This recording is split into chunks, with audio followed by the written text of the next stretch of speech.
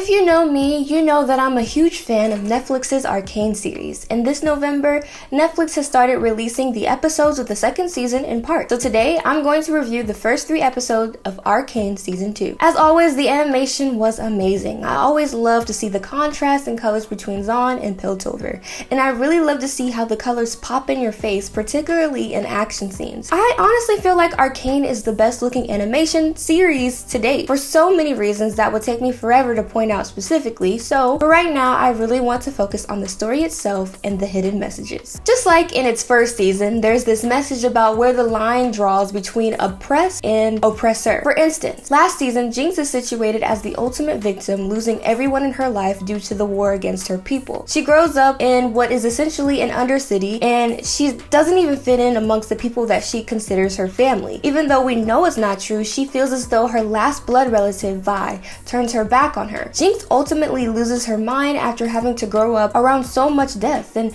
after being raised by the big bad of Zaun, Silco, who certainly doesn't help with her sanity levels either. I believe that because she experiences so much trauma throughout her short lifespan, she's missed out on key mental developmental milestones. And then we have Caitlyn, the epitome of privilege. She comes from a wealthy and influential family in Piltover, and of course she empathizes with the poor people of Zaun, hence her romance with Vi. But has this empathy run dry as we enter into season 2? By the first episode of season 2, those dynamics of oppressor versus oppressed are turned on their head when Jinx is directly responsible for Caitlyn's misfortune, i.e. Caitlyn's mother's death. After Caitlyn's mother dies, we see a different side of her. Vi even draws a comparison between Jinx and Caitlyn, as they both now have an unwavering murderous intent for each other. It's like after her mother's death, Caitlyn is seeing red. But if Caitlyn is crashing out after only one death of a loved one, then what does this make Jinx? Jinx is the ultimate crash out. Jinx has lost not 1, not 2, but 6 loved ones, and technically 8 if we're including Vi and herself. After all of that loss, Jinx isn't herself anymore,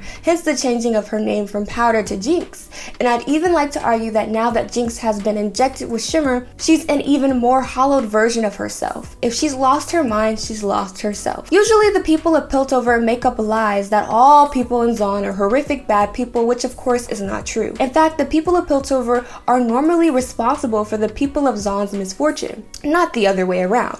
So Jinx doubling down on this narrative that Zaun people are bad by killing Caitlyn's mother, and by Caitlyn slowly losing her empathy for the people of Zaun, they are simultaneously feeding into society's tropes about film while also reversing the roles between villain and victim.